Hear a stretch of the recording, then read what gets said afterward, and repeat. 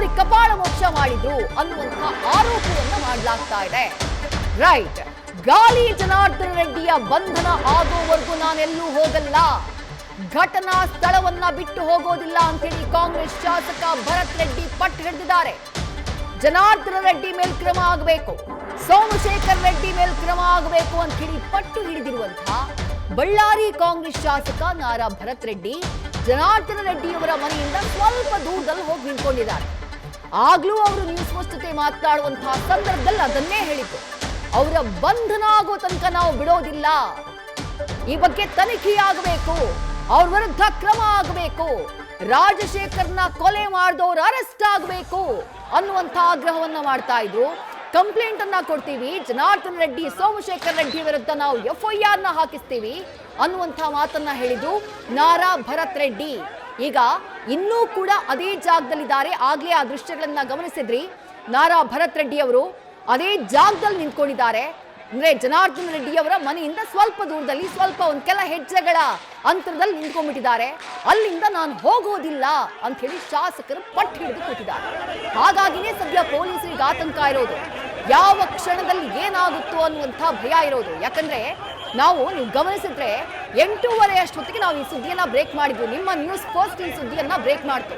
ನಮ್ಮ ಪ್ರತಿನಿಧಿ ಶಿವಾನಂದ್ ಆಗ್ಲೇ ಹೇಳಿದ್ರು, ಇಲ್ಲಿ ಹೆಚ್ಚಿನ ಸಂಖ್ಯೆಯಲ್ಲಿ ಜನ ಸೇರ್ತಾ ಇರೋ ರೀತಿ ಕಾಣಿಸ್ತಾ ಇದೆ. ಸದ್ಯಕ್ಕೆ ಪೊಲೀಸರು ಪರಿಸ್ಥಿತಿಯನ್ನ ಕಂಟ್ರೋಲ್ ತೆಗೆದುಕೊಂಡಿದ್ದಾರೆ. ಯಾವುದೇ ಕ್ಷಣದಲ್ಲಿ ಮತ್ತೆ ಬೇಕಾದ್ರೆ ಗಲಾಟೆ ಆಗಬಹುದು, ಅಂತದ್ದೊಂದು ಮಾಹಿತಿ ಇದೆ ಪೊಲೀಸರಿಗೆ ಅನ್ನುವಂತ ಮಾಹಿತಿಯನ್ನ ಶಿವಾನಂದ್ ಕೊಟ್ಟಿದ್ರು. ಅದಾಗ ಅರ್ಧ ಗಂಟೆ ಕಣ್ರಿ, 8:30 ಆಗಿದ್ದ ಗಲಾಟೆ ಫಸ್ಟಿಗೆ ಶುರುವಾಗಿತ್ತು.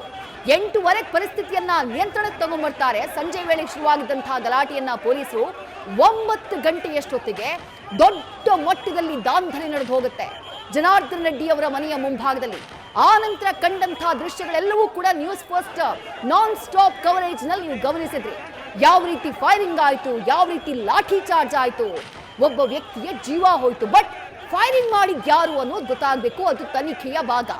ರಾಜಶೇಖರ್ ಅನ್ನುವಂತಹ ವ್ಯಕ್ತಿ ಜೀವಾನೇ ಕಳ್ಕೊಂಡ್ಬಿಡ್ತಾನೆ. ಅಷ್ಟು ಕ್ವಿಕ್ ಆಗಿ ಅಷ್ಟು ಜನ ಹೇಗೆ ಸೇರಿದ್ರು ಗೊತ್ತಿಲ್ಲ, ಆ ಬಗ್ಗೆ ತನಿಖೆಯಾಗಬೇಕು.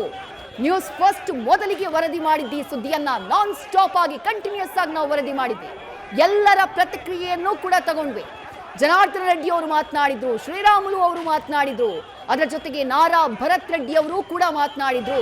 ಎಲ್ಲರೂ ಹೇಳಿದ್ದು ಅವರವರ ವರ್ಷನ್.